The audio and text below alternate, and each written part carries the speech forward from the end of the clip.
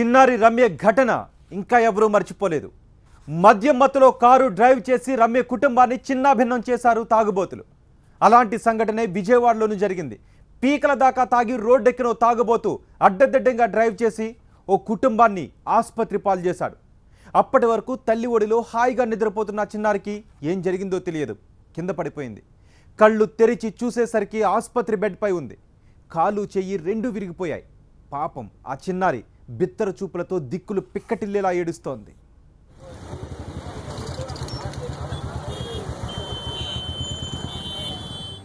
ఈ చిన్నారి చేసిన తప్పేంటి?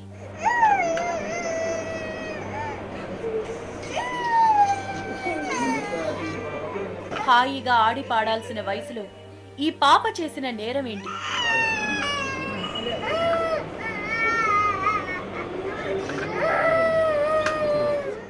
ఈ ఇల్లాలు చేసిన తప్పేంటి? ఓవైపు కన్న కూతురు, మరోవైపు కట్టుకున్న భర్త, ఇద్దరు ఆస్పత్రి బెడ్పై ఉన్నారు. బలమైన గాయమైంది. ఈ గాయంతోనే ఈమె ఆస్పత్రిలో చికిత్స పొందుతున్న కన్న కూతుర్ని, కట్టుకున్న భర్తని కంటికి రెప్పలా కాపాడాలి.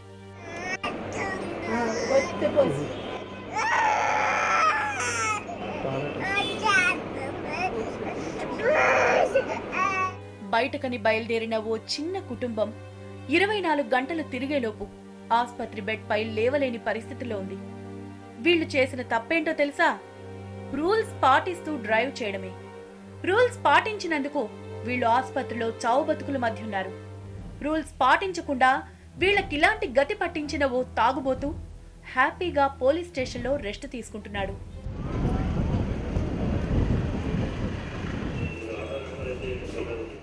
తాగుబోతు డ్రైవర్లు బరి తెగిస్తూనే ఉన్నారు.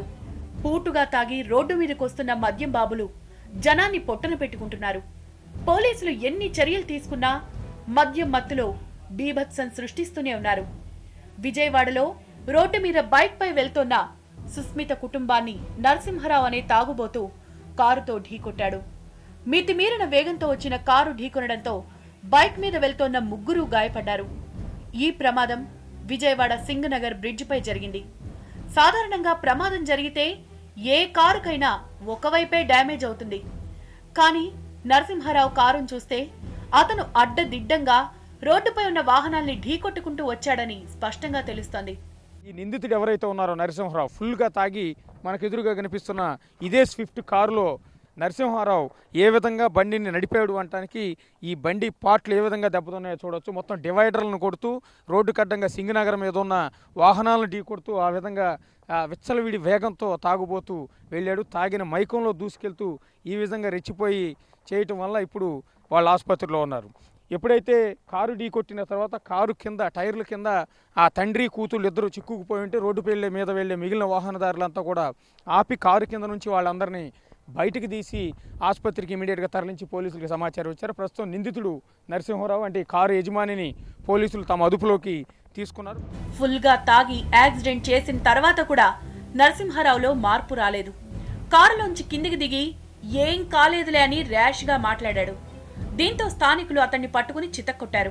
పోలీస్ స్టేషన్లో అప్పగించారు. అయితే తాగిన మైకల్లోనే కారు నడిపానని ఒప్పుకుంటున్నాడు డ్రైవర్ నరసింహారావు. మద్యం మత్తులో ఏం తెలియకపోవడంతో ప్రమాదం జరిగిందంటున్నాడు. సింగనగర్ అనుకున్నాం, సింగనగర్ వస్తున్నాం అంటే ఈ కారు ఓవర్టేక్ చేసేటప్పుడు ఎదురుగా ఆటోలు వచ్చినాయి. సన్నగా కారు వెనక నుంచి వస్తున్నాయండి. సన్నగా రైట్కి తిరిగేసరికి ఎదురు బళ్ళు కంట్రోల్ కాలేక బ్రేక్ పడల. లెఫ్ట్ సైడ్ వస్తున్న కారు రైట్ సైడ్కి ఎలా వెళ్ళింది? ఓవర్టేక్ చేయడానికి కొంచెం ముందుకు వచ్చామండి. అంటే డ్రింక్ చేసి ఉన్నారు మీరు ఆ టైంలో? కొంచెం తీసుకున్నా. డ్రింక్ చేశారా మీరు? డ్రింక్ చేశారా? ఈ తాగుబోతు వీరంగానికి ఓ కుటుంబమే వీధిన పడింది. ముగ్గురికి ముగ్గురు ఆస్పత్రి పాలయ్యారు. ఆస్పత్రిలో నరకం అనుభవిస్తున్నారు. ఇంకా నాకు ముగ్గురు ఆడపిల్లలండి. ఇంకిద్దరు ఆడపిల్లలు ఏమైపోతారండి? అంత గట్టిగా ఏదైనా జరగకూడదు, జరిగితే ఏమైంది? ఈ పాపనే చూసుకోవాలా, మా వారినే చూసుకోవాలా? నాకు కూడా చేయి పని చేయట్లేదండి. మా అమ్మల్ని కాదు, వెనక ఉన్న ఆటో అతను కూడా గుద్దేశాడండి. ఆగని దిగి కూడా ఏమైంది, ఏమవ్వదులే అని రాంగ్గా మాట్లాడాడండి. అక్కడ ఉన్న వాళ్ళందరూ అతన్ని చెడమడ తిట్టి కొట్టారండి ఆయన్ని. ఆయన పట్టుకొని పోలీస్ స్టేషన్లో అప్పచెప్పారండి. తాము కరెక్ట్ గానే వెళ్లినా రాంగ్ రూట్ లో వచ్చిన నరసింహారావు ఢీ కొట్టాడని చెప్తున్నారు బాధితులు. ఢీ కొట్టగానే ఎగిరి కింద పడిపోయామని, అదృష్టం బావుండి బతికి బయటపడ్డాం గాని అదే ఎగిరి బ్రిడ్జి కింద పడుంటే పరిస్థితి మరోలా ఉండేదని బాధపడ్డారు. బండి మీద వస్తుంటే కారు మీద ఆయన తాగిసి వచ్చి గుద్దాడు. గుద్దడం ముగ్గురు ఎగిరిపోయాం. ఎగిరిపోయాం ఇంకా 10 నిమిషాల వరకు సోగలా లేదు, కనబడలేదు ఏమి.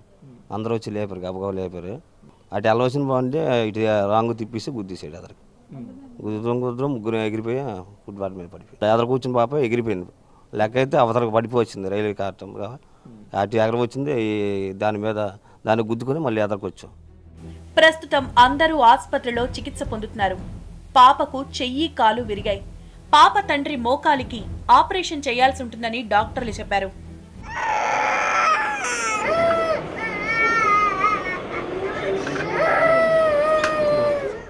ప్రస్తుతం నరసింహారావు పోలీసుల అదుపులో ఉన్నాడు.